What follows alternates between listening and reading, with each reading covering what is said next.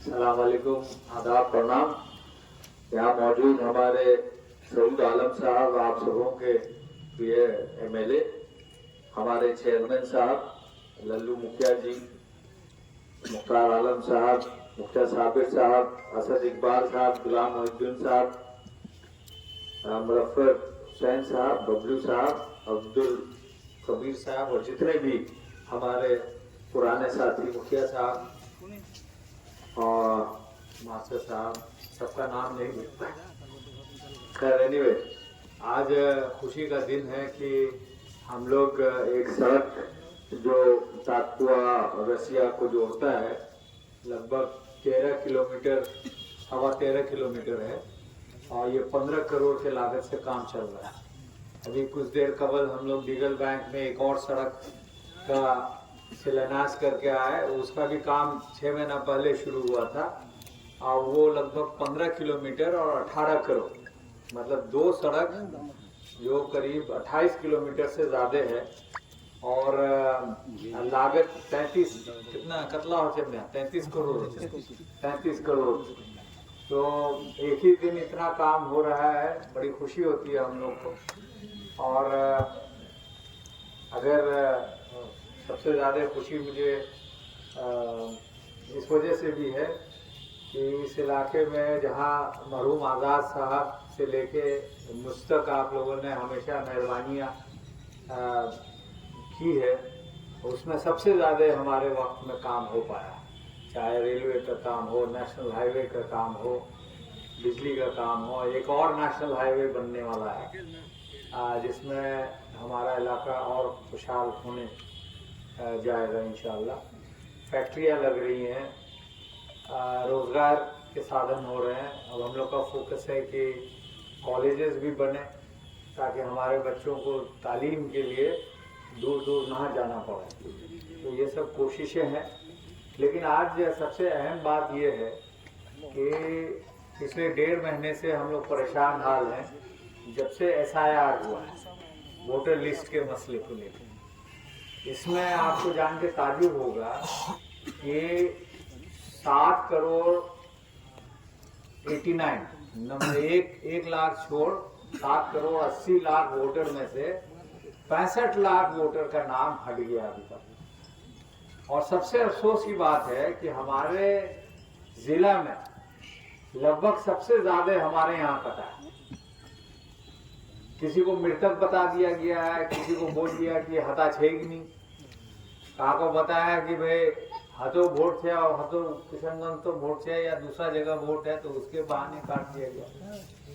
कुछ तो सच्चाई है, इसमें कोई शक नहीं, लेकिन इतने तादाद में हम लोगों का कट जाना ये बहुत ही खतरनाक है। और इसी के लिए राहुल गांधी जी ने, आपने देखा होगा, हम लोग ने पार्लियामेंट नहीं चलने दिया उनके निर्देश।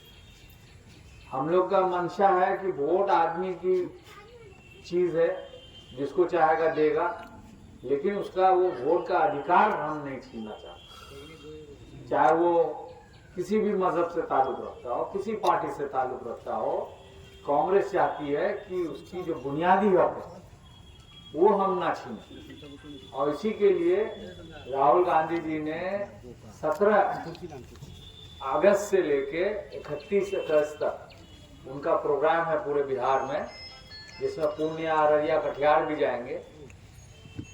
और उनका यही मंशा है कि लोगों को बताएं कि एक दूसरे को आप मदद कीजिए। मुझे खुशी है कि इस SIR को लेके मेरे बेटे मरहूम मोहम्मद हुसैन आज़ाद साहब, जो खुद वकील थे, उनके पोते जो वकील हैं, उन्होंने सुप्रीम कोर्ट में इसके खिलाफ याचिका दायर की और आज भी सुनवाई थी। इस सुनवाई में कुछ राहत मिला।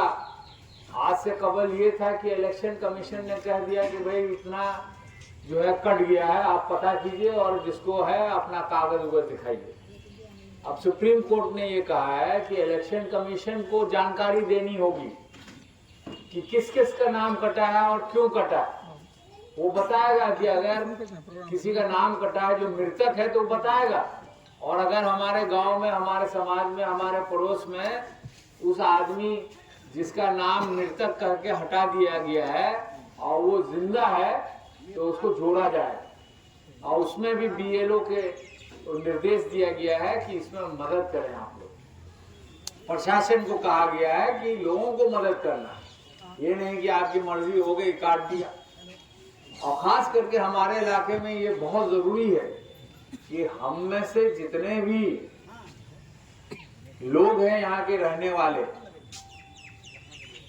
अगर उनका नाम कट जाता है तो कल के लिए बहुत परेशानी का सबब है। आप जानते हैं कि बीजेपी वाला हमेशा कहता है किशनगंज में बांग्लादेशी, आप कहता है नेपाली भी है, अब कहता है रोहिंग्या भी है। अब बताइए हम लोगों को क्या मतलब भाई? तो इस तरह हमें बदनाम भी किया जाता है और हमारे लोगों को यहाँ छाटा जाता है। अगर सूची देखेंगे तो हर मजहब के लोग हैं, और वो कौन लोग हैं जिसका नाम कट रहा है? जो हम में से सबसे ज्यादा कमजोर है, जो सबसे ज्यादा गरीब है, उन्हीं लोगों का ज्यादा नाम कट रहा है। जो लोग मजदूरी के लिए अपना इलाका अपना घर छोड़ के पंजाब दिल्ली खट रहे हैं, ज्यादातर उनका नाम कटा हुआ है। तो इसीलिए मेरी आप सबों से अपील है, जिस तरह राहुल गांधी जी ने फैसला किया है कि बिहार में जगह जगह जाके लोगों को जागरूक करेंगे, तो ये हमारा फर्ज है जो पिछले 1.5 महीने से कर रहे हैं। हमारा फर्ज है कि आपको बताएं, और आपका भी फर्ज है कि अपने वो एपिक नंबर से देखे। हम में से जो पढ़ा लिखा है, हम में से जो कंप्यूटर की जानकारी रखता है, वो एपिक नंबर से देखे कि उसका नाम है कि नहीं है, कटा तो नहीं है। अगर कटा है तो उसको जोड़ने की जरूरत